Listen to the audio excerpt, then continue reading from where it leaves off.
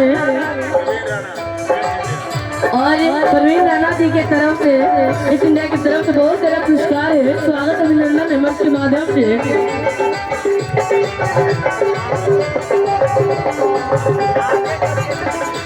और भक्त भाव है, हो जाए कर्म जिस पे जपे जो तेरी मला।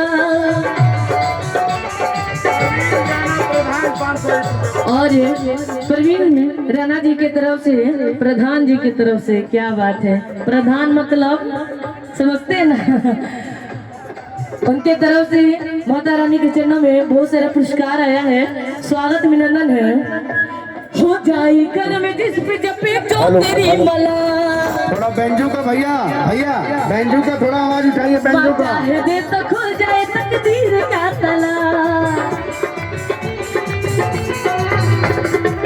माँ की ज्योति से नूर मिलता है, चैन मिलता है, सुरूर मिलता है।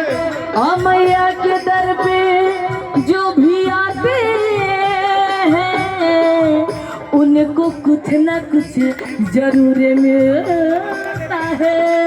अपने भक्तों को तू